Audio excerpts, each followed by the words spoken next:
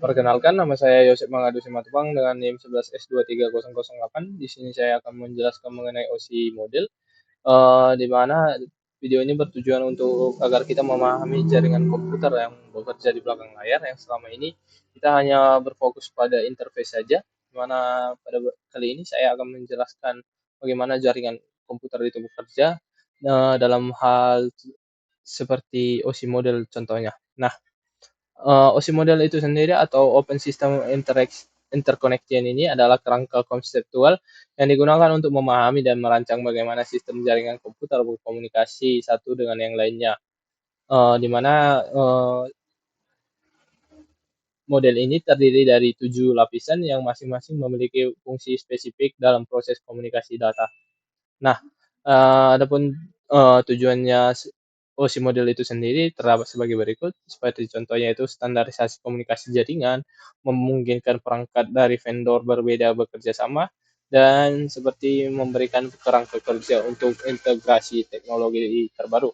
Nah, struktur dari OSI model yang tadi yaitu 7 lapisan, yaitu terdiri dari physical layer, data link layer, network layer, transport layer, session layer, dan presentation layer, dan application layer. Nah, saya akan menjelaskan dari setiap struktur tersebut. Ya, yang pertama yaitu application layer atau layer yang ketujuh, di mana ini adalah layer paling atas, yaitu layer yang akan menjadi interface langsung antara pengguna dan jaringan. Lapisan ini akan mendukung aplikasi yang digunakan dalam aktivitas sehari-hari, seperti pengiriman email. Protokol yang digunakan beberapa contohnya yaitu HTTP, FTP, SMTP.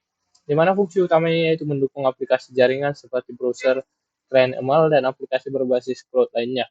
Ia juga akan menyediakan layanan seperti transfer file, manajemen direktori, dan akses jarak jauh, dan akan menerjemahkan data untuk aplikasi sehingga pengguna dapat memahami informasi yang diterima.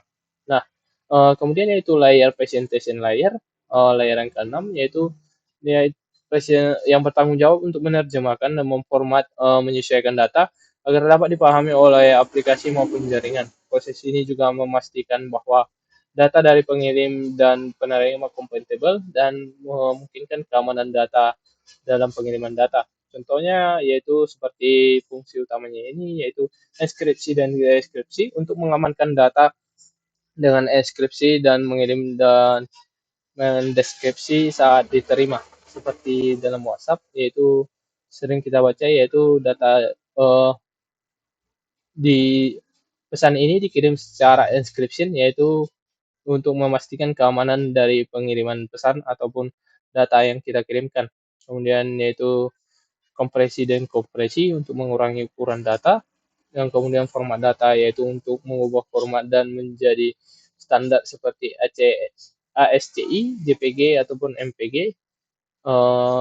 Yang kemudian layer yang berikutnya yaitu uh, session layer, di mana yaitu layer ini akan berperan dalam mengelola sisi komunikasi antar dua perangkat jaringan, di mana lapisan ini akan memastikan komunikasi yang terstruktur antara pengguna dengan pengguna lainnya, di mana fungsi utamanya itu establish atau membuka sesi, kemudian maintain untuk memelihara sesi, kemudian terminate untuk mengakhiri sesi. Nah, contoh implementasinya yaitu protokol seperti NetBIOS untuk sharing file dan printer atau printer, dan kemudian fungsi sesi dalam aplikasi video conference yang menjaga koneksi antar peserta. Nah, kemudian yaitu layer yang berikutnya yaitu transport layer pada layer keempat, yaitu yang untuk mengatur pengiriman data secara andal, di mana dia akan bertanggung jawab memastikan data dikirim dan diterima secara andal, dan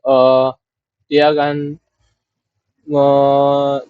terlepas dari segi kondisi jaringan. Lapisan ini akan bekerja sebagai perantara antara jaringan dan aplikasi.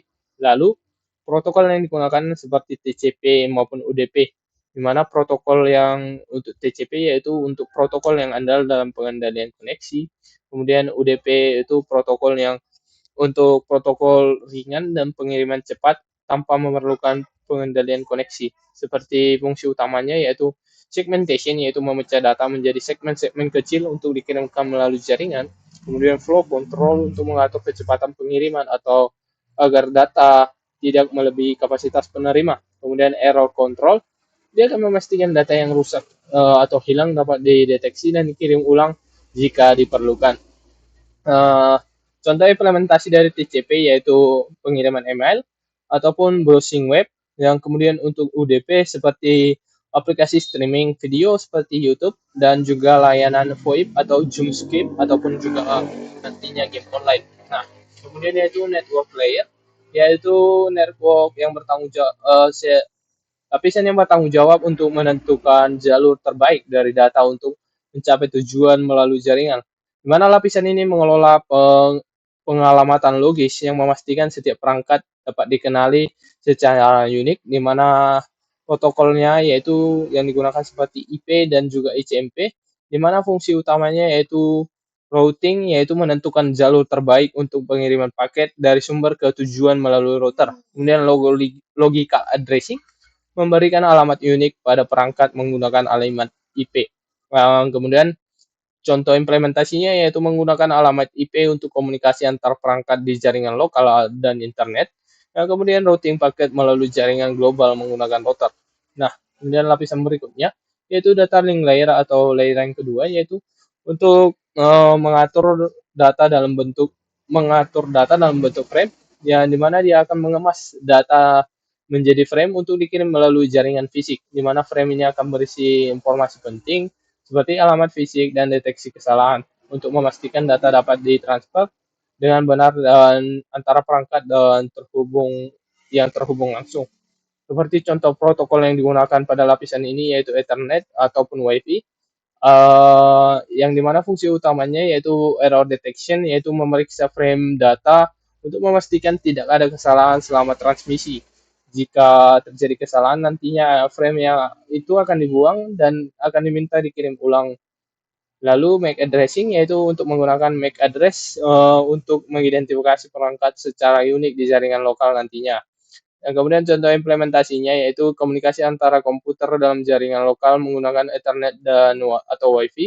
Kemudian identifikasi perangkat melalui MAC address dalam jaringan komputer rumah ataupun kantor. Kemudian layer yang terakhir yaitu physical layer atau layar paling bawah dari OSI model yang akan menangani aspek fisik dari komunikasi, yang kemudian lapisan ini akan bertanggung jawab mengirim bit-bit dan berupa sinyal listrik atau cahaya ataupun gelombang radio melalui medium fisik, di mana contoh mediumnya fisiknya seperti kabel ataupun sinyal radio seperti WiFi.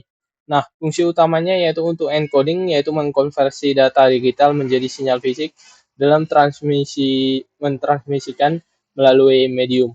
Kemudian pengiriman bit, memastikan setiap bit dikirimkan dengan benar dari perangkat pengirim ke penerima. Contoh implementasinya seperti komunikasi melalui jaringan kabel menggunakan sinyal listrik, kemudian penerimaan data nirkabel melalui sinyal radio dalam jaringan Wi-Fi ataupun perangkat IoT atau Internet of Things.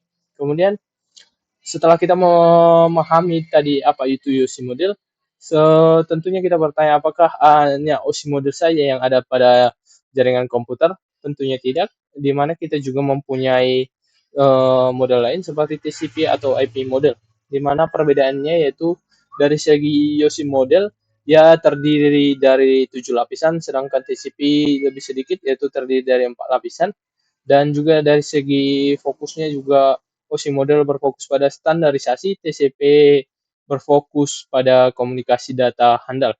Nah, dapat kita tarik kesimpulan dari OSI model ini adalah kerangka 7 lapisan yang memahami proses komunikasi dari data jaringan, di mana dia akan membagi tugasnya komunikasi menjadi langkah-langkah terstruktur dalam layer-layernya tadi, yang terdapat 7 layer, dan dia akan mempermudah nantinya untuk troubleshooting dan pengembangannya.